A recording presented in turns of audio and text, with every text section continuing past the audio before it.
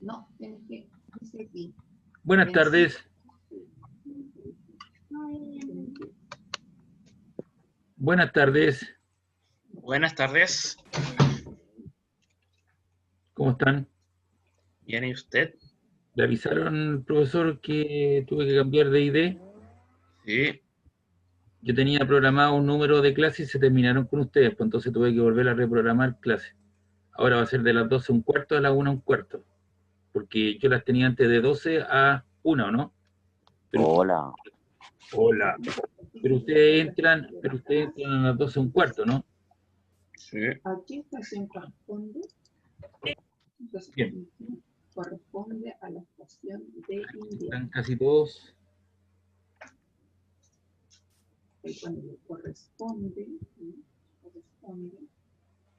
No voy a pedir las partes de un volcán yo, así que no se preocupe.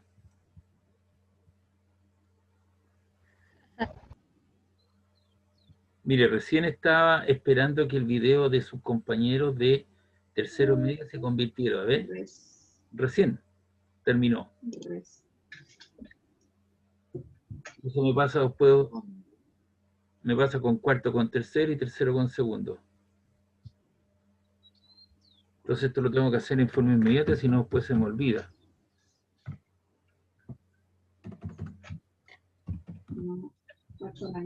Esto fue...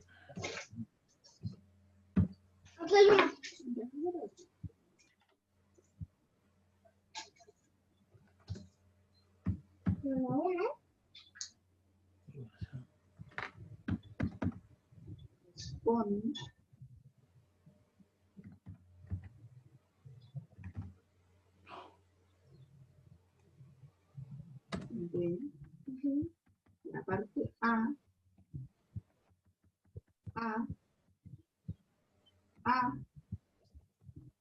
la parte de la,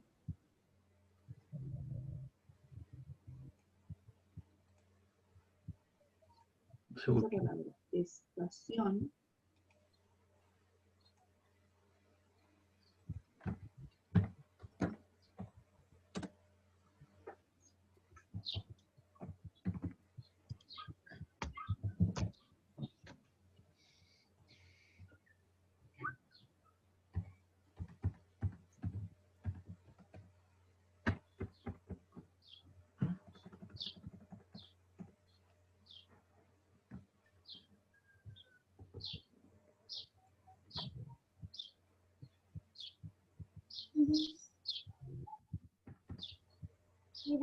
estación de, Lo envío a mis documentos. Ya, ahí estamos listos. verano. Va, verano, que se lee, si estamos hablando de invierno. Pero... ¿Alguien puede apagar un micrófono ahí, por favor?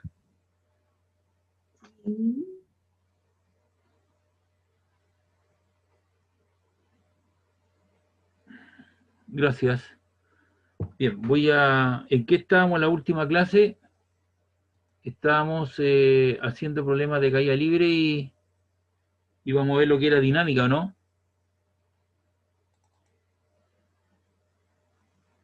¿Aló?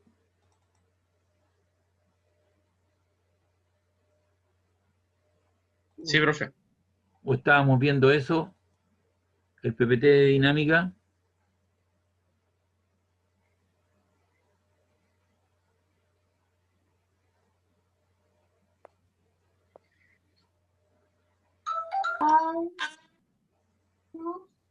Árboles.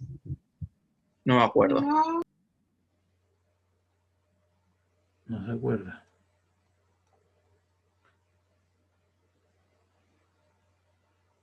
Parece que no era esto, era otro lado. Voy a ir a buscarlo. Había hecho unas modificaciones. Primer semestre 2020, colegio, segundo medio, caída libre.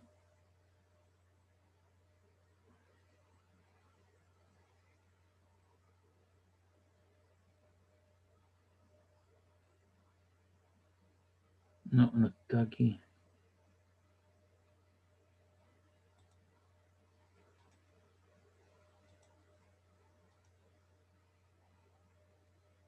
Era este, a ver.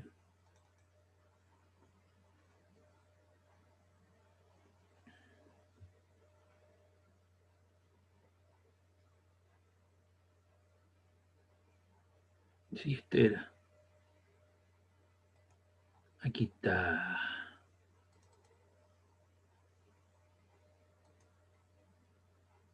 Ya. Hasta el momento lo que hemos visto ha sido una serie de movimientos, tanto en el plano horizontal como vertical, debido a la presencia de la aceleración de gravedad y también eh, debido a aumento o disminución de la aceleración y con velocidad constante, ¿verdad? Los últimos que vimos fuimos los de caída libre y lanzamiento vertical hacia arriba.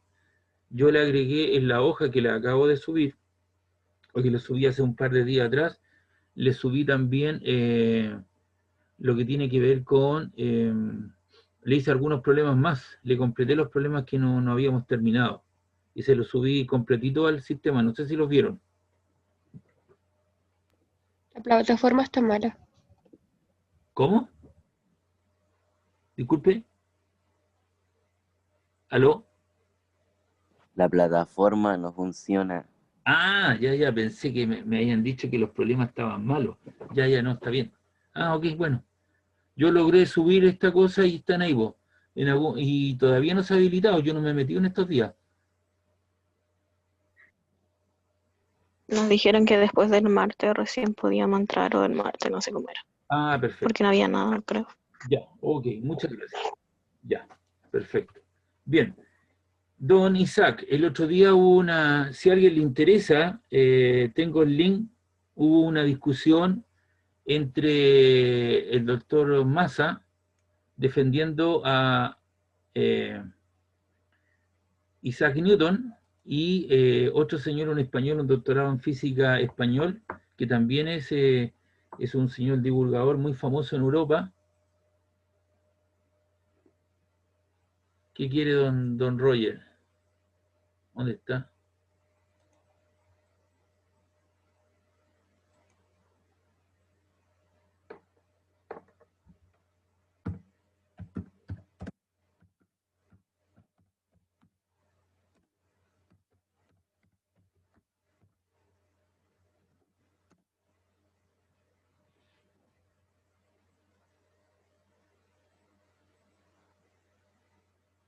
Señor Roger levantó su mano.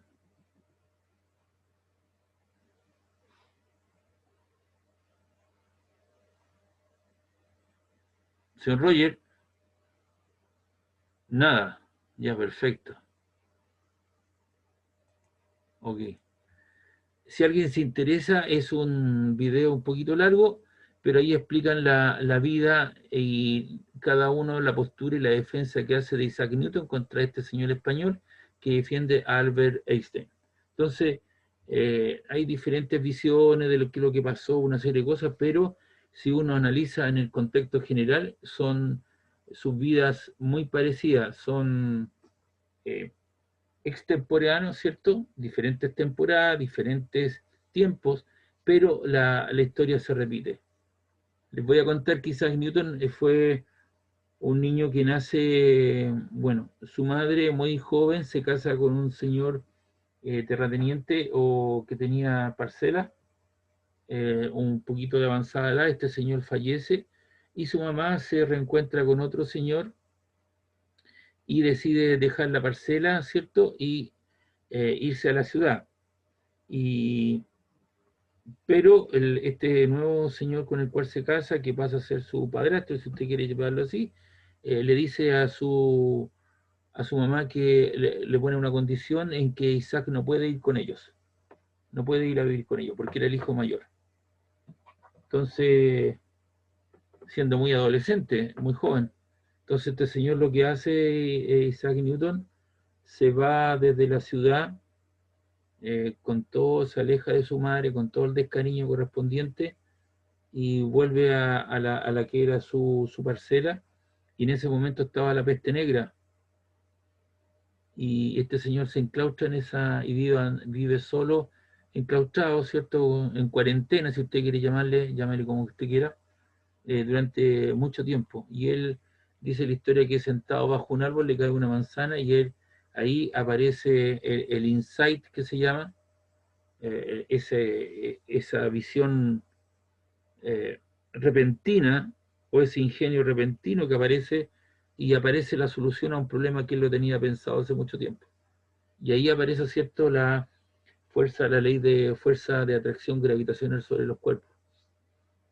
Entonces, eso es parte de la historia y a Albert Einstein le pasa algo parecido también. Era un chico que no era aceptado, le hacían bullying, hoy día, ¿cierto? No jugaba fútbol, era reticente, era callado, era introvertido, entonces también como que es dejado de lado un poco y también se hace solo.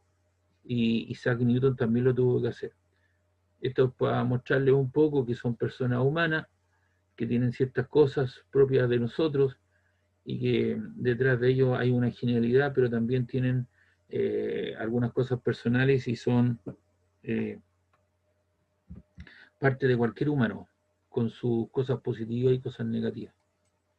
Entonces les quería mostrar eso, contarle un poco quién fue don Isaac. Oye, esta clase que está acá, ese es el ID, el 75154654 601 y la contraseña es B larga Q6AZY, ¿ah? Y esto va a ser de las 12:15 a la 1:15. Programé como 10, hasta el 21 de diciembre programé, son clases recurrentes todos los días lunes a esta hora, ¿ya? Para que anoten, por favor, lo tuve que hacer porque yo había programado un número de horas, un número de clases, se me terminaron, afortunadamente me di cuenta cuando estuve entre tercer y cuarto medio día en la mañana, entonces ahí por eso programé y le mandé la información a su profesor jefe. Entonces ahora los vamos a preocupar de las causas que afectan el movimiento de los cuerpos. Los cuerpos no se mueven por sí solos, sino que son afectados por fuerzas, ya, y que son cantidades vectoriales y que deben ser tratados como tal. Cada vez que tú veas una fuerza o una tensión, aparece una flechita sobre ella. Eso significa que posee una magnitud, un porte, un tamaño, un módulo, una dirección y un sentido. Poseen magnitud, dirección y sentido y producen el cambio del movimiento de un cuerpo. Es decir, son las que ponen en movimiento las cosas, las que pueden frenar, ¿cierto?, romper, cambiar de posición, ¿cierto? Y producen en general un comportamiento de traslación de un cuerpo o de rotación también, bueno, pero ahí aparece otra condición que el torque, pero una condición de traslación de un cuerpo respecto a una situación. Las cosas no se mueven por sí solas, sino que son afectados por fuerzas. Y este señor trata de explicar esta situación mediante 3 leyes que son las leyes de Newton. La primera ley es la ley de inercia.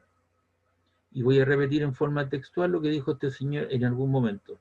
Dice: un cuerpo permanece en reposo o en su estado de movimiento rectilíneo, uniforme, a menos que actúe una fuerza externa a él. Entonces eso lo vamos a traducir. Si tú lees al pie de la letra, lees esa expresión, cuesta poderlo entender, pero mediante algunos ejemplos que yo he puesto acá y otros, podemos entender. Lo que tú tienes acá es una botella, y hay un señor que es habilidoso y tiene un paño sobre la parte inferior de la botella, y él genera una fuerza externa. La botella tiende a permanecer en reposo, se va a mover un poco, pero tiende a quedar, ¿cierto?, en el lugar donde estaba, no se mueve, debido, ¿cierto?, a que hay un desplazamiento del paño en cuestión. Aquí se recuerdan del tarro. ¿Cayó? Sí, el famoso video, aquí está, ¿ve? El tarro viene con la bicicleta, viene con una cierta velocidad, tropieza, ¿cierto? Y tiende a seguir la línea de movimiento que lleva. Se frena frente a un obstáculo, tiende a seguir la línea de movimiento que llevaba.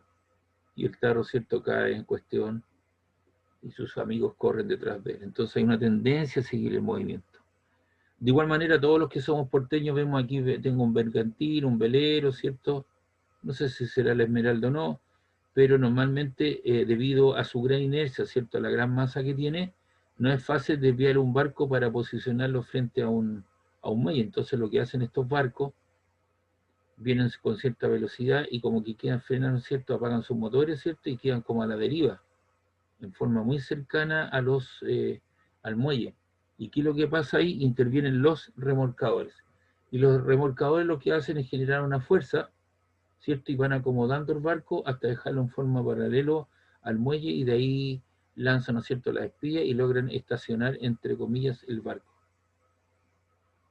Es imposible, ¿cierto?, que un barco pueda, debido a su gran inercia, tender a quedarse en el lugar donde está, sigue un poco en su movimiento. Entonces los tipos tienen que ser muy precavidos y sus velocidades vienen con velocidades muy pequeñas, y hoy día pueden rotar porque tienen hélices o rotores, ¿cierto?, que pueden girar 90 hasta 90 grados, ¿cierto?, y cambian de posición. Entonces quedan como al garete ahí cerca, y son los remolcadores los que se encargan de poder estacionar este barco.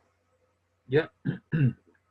Entonces ahí tenemos la tendencia podemos entender mediante ejemplos de carácter cualitativo, mediante algunos ejemplos, podemos entender de qué trata, ¿cierto?, la primera ley de inercia. No sé si alguien ha tenido la oportunidad de subir a un ascensor, por ejemplo, de estos ascensores verticales, no los ascensores tradicionales de Valparaíso, ¿cierto?, que tienen una cierta pendiente. Vamos a suponer, ¿cierto?, un ascensor vertical. Lo más evidente es cuando uno ha ido ahí al final de 1 Norte, ahí existe un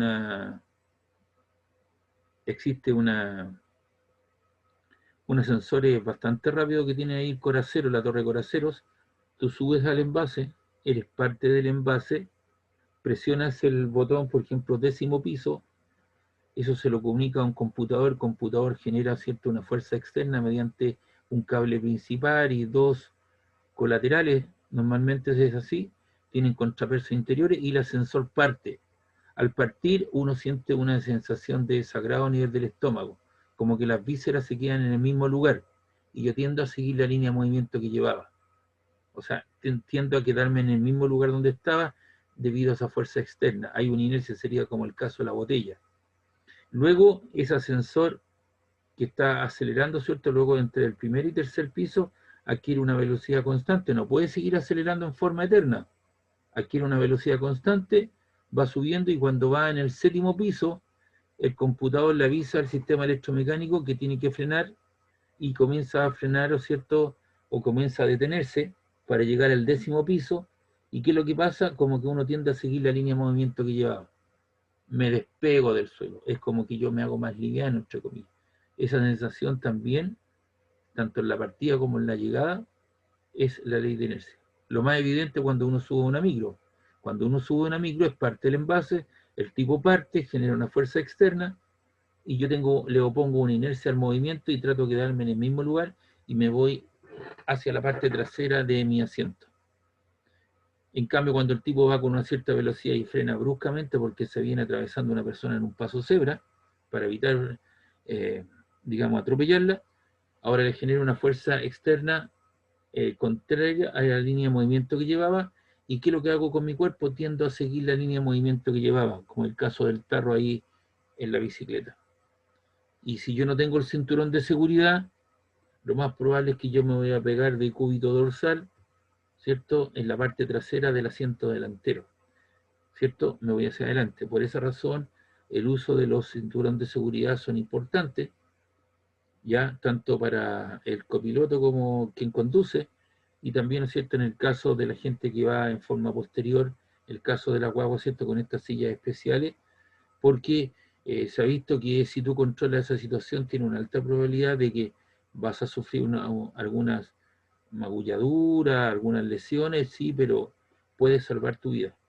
La mayoría de las personas que no tienen esto salen disparados por el retrovisor, por el parabrisas delantero, lo revienta, ¿cierto? Sale y choca con el muro, choca con el poste, choca con el árbol, ¿cierto? Y ahí es donde se producen todos los accidentes.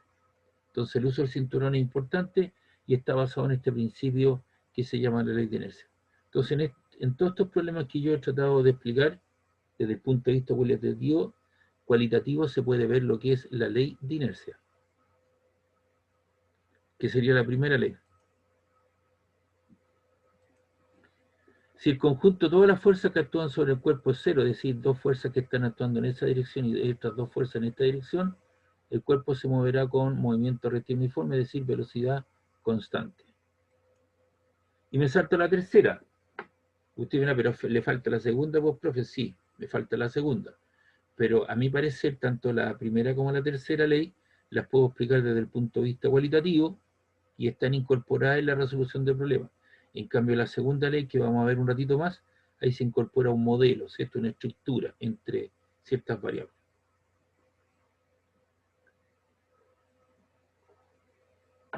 Esta ley se llama la ley de acción y reacción.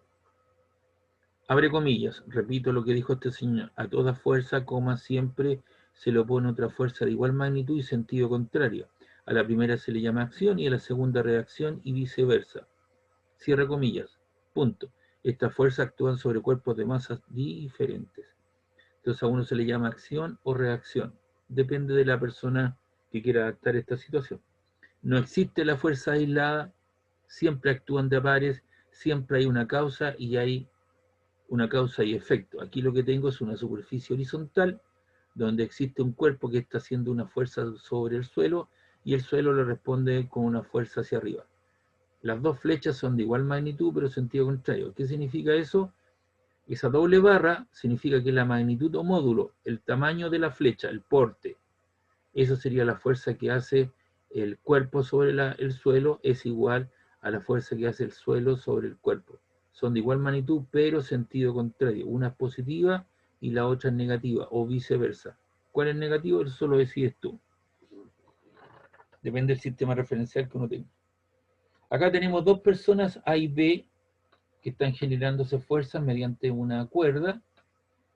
Esta sería la fuerza que hace la persona A sobre el B, y esta sería la fuerza celeste que hace el B sobre el A.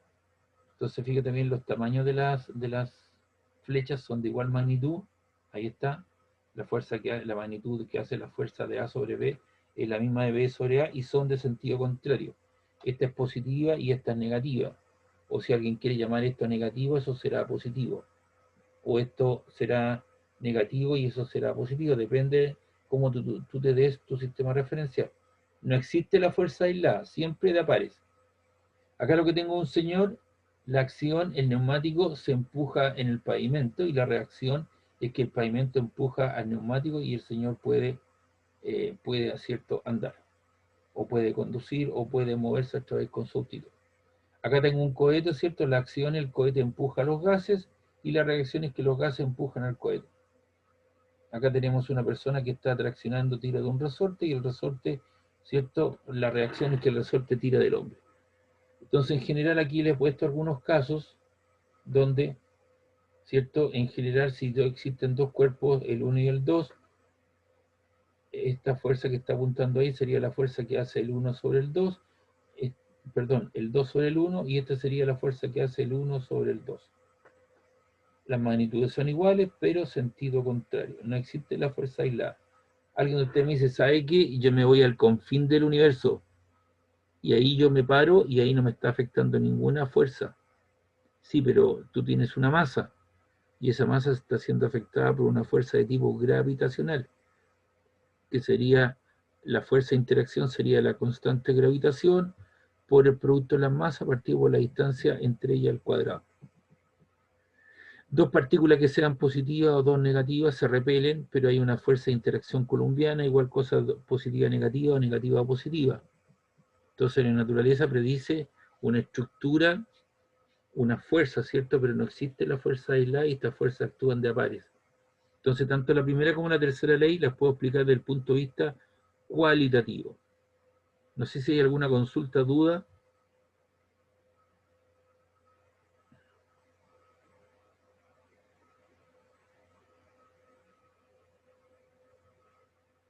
Yo entendí. Perfecto, porque está poniendo atención. Espero que no esté chateando ni escuchando música. Me parece. Y eso que todavía no he explicado las partes del volcán.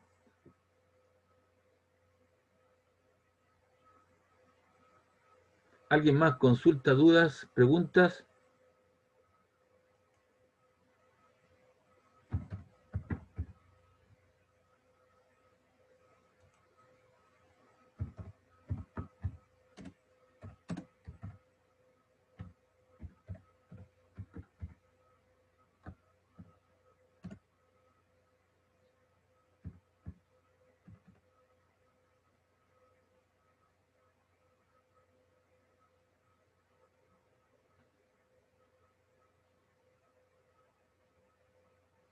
Bien, vamos a continuar entonces.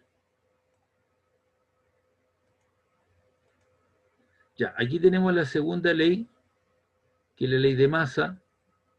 Dice, abre comillas, si sobre un cuerpo de masa m se le aplica una fuerza externa F, este experimenta una aceleración en la dirección de la fuerza aplicada. Recuerden que el concepto de aceleración es el cambio de la velocidad en el tiempo. Inicialmente está en reposo, actúa una fuerza F y la saca de la situación de reposo y alcanza una velocidad final. ¿Cómo se relaciona la tres variables, fuerza, masa, aceleración? De esta manera. La fuerza que se aplica es el producto de la masa por la aceleración. Y eso se conoce como la segunda ley de Newton. Entonces hay un modelo, una estructura, se da cuenta, ya hay una ecuación. En el sistema MKS las fuerzas se miden en Newton y un Newton sería, ¿cierto?, la fuerza que actúa sobre una masa de 1 kilo y hace que este cuerpo experimente una aceleración de 1 metro sobre el segundo cuadrado.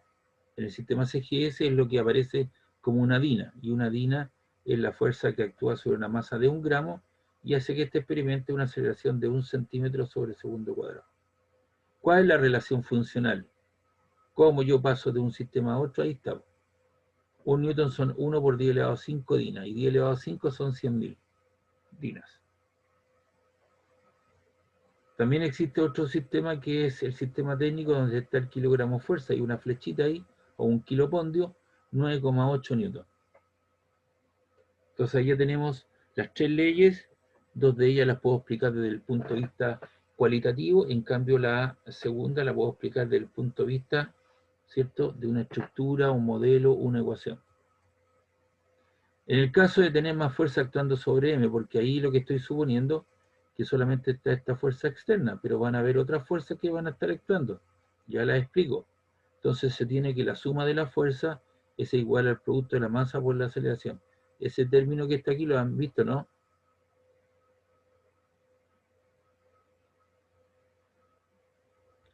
Con la profesora han visto ese signo que es el signo sumatoria o suma de términos, pero eso es una suma discreta. ¿Lo han visto con la profesora de matemática?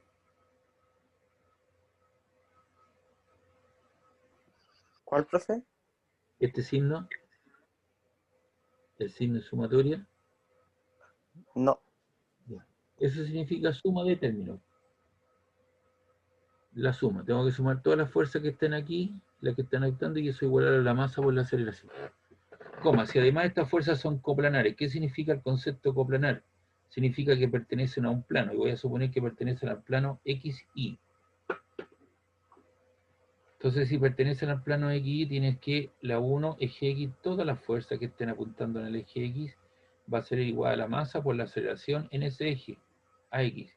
Y la ecuación 2, en el eje de Y, va a significar que todas las fuerzas que estén apuntando en el eje Y es igual a la masa por la aceleración vertical.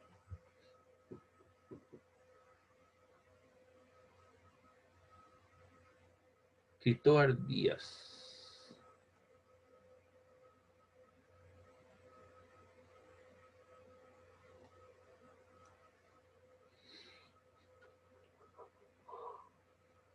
¿Ya? Entonces, eso que está ahí son la situación. ¿Qué tipo de fuerza hay?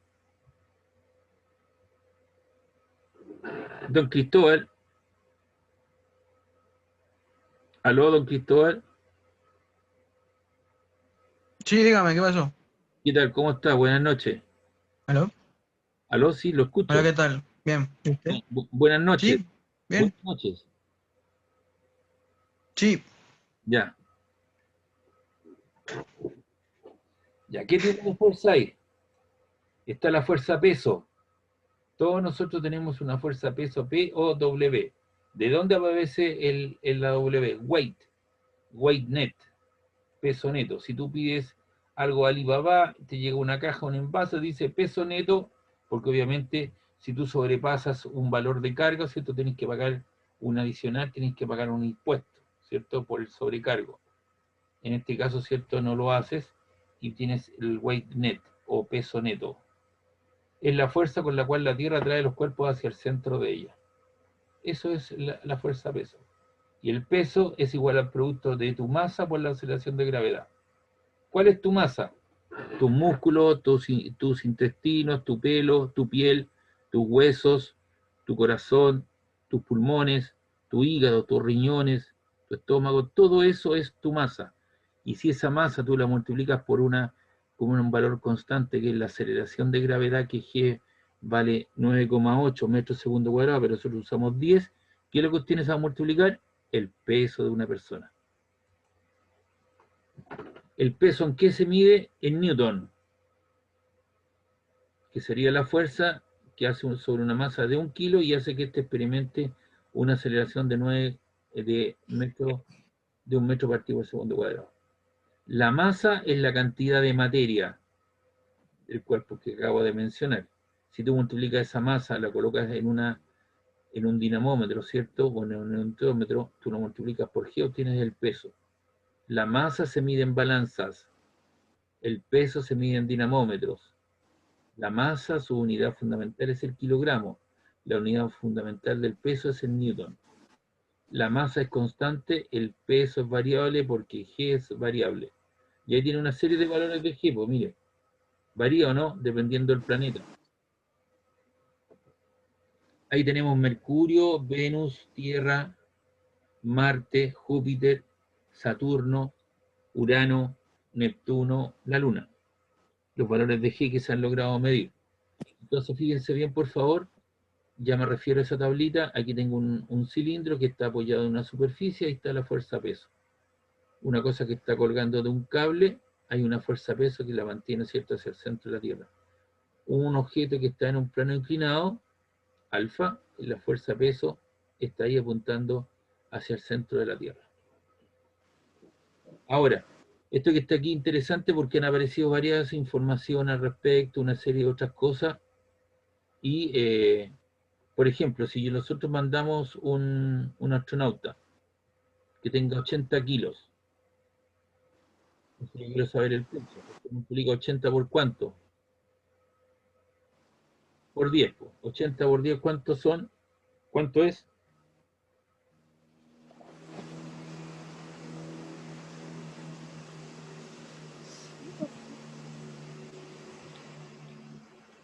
¿80 por 10 cuánto es? 100. ¿Ah? ¿Perdón? Señorita, por favor. ¿Cuánto?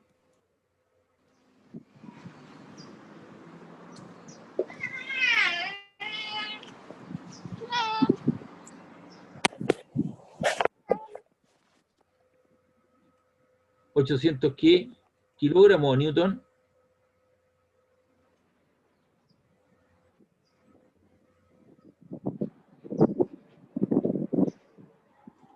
¿En qué se mide el peso en newton? Newton. Serían 800 newton. Eso es la Tierra. Si yo lo coloco, mando una sonda espacial con unos astronautas para allá y lo coloco en Júpiter. La masa del astronauta es 80 y lo tengo que multiplicar por, pongamos 23, en vez de 22.9. Multiplique 80 por 23.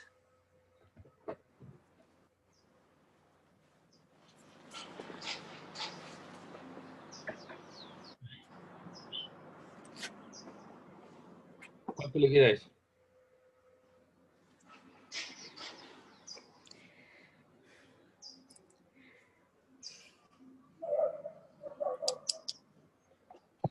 ¿Cuánto queda 80 por 23, por favor?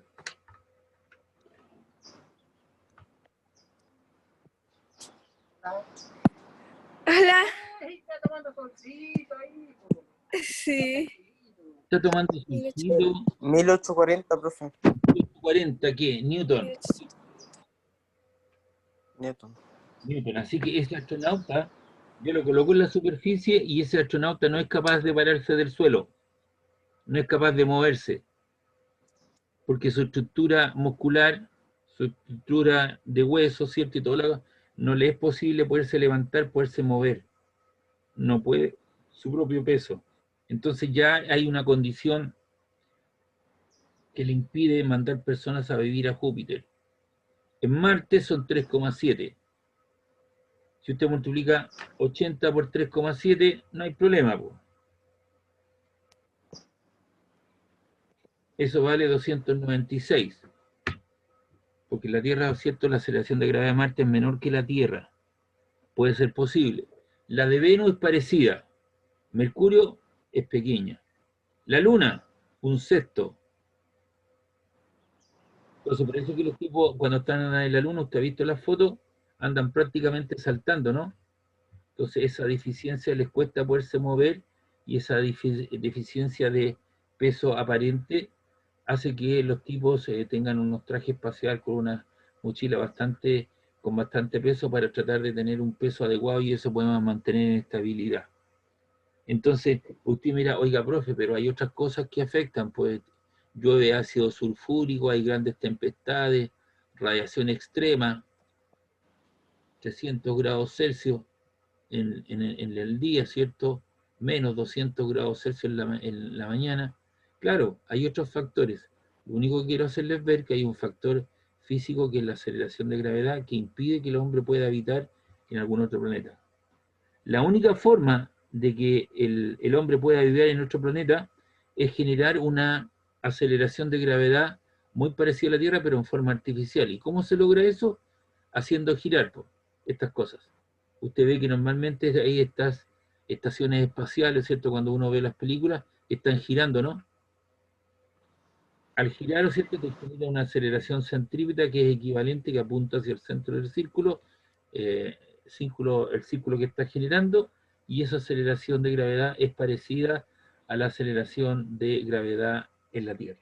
Entonces, hay ya un impedimento de tipo simplemente físico como es la aceleración de gravedad. ¿Qué otra fuerza tenemos? La fuerza normal N. La fuerza normal N es la reacción de la superficie al cuerpo. La normal es el producto de tu masa por la aceleración de gravedad para el caso de un plano horizontal. Tú tienes el peso apuntando hacia el centro de la Tierra. Como no existe una fuerza aislada, obviamente aparece una fuerza normal que es una especie de reacción al contacto con el suelo. Es la fuerza que ejerce la superficie sobre un cuerpo, es una reacción y siempre es perpendicular a la superficie. Siempre es perpendicular. Ahí usted tiene el N para el caso de un plano inclinado. Acá para un caso de un plano vertical tiene la fuerza normal y tiene la fuerza peso. Para el caso de un plano con un ángulo alfa, la normal es igual a mg, la masa del objeto, por el coseno del ángulo de desviación o de elevación.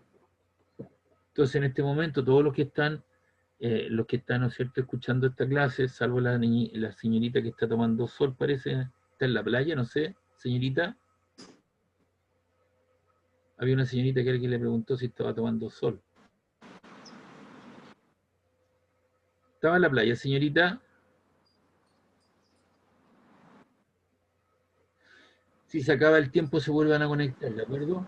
Entonces, todo en este momento, los que estamos sentados, tenemos una fuerza normal apuntando hacia arriba y hacia abajo tenemos una fuerza peso. Y esas fuerzas son propias del sistema. Tú no te puedes despegar del suelo porque hay una fuerza que te mantiene pegada al suelo. Que usted mira, pero con un salto, claro, pero salta y luego caes nuevamente al suelo. Entonces, obviamente, tú tienes dos fuerzas, que es la fuerza normal apuntando hacia arriba y la fuerza peso.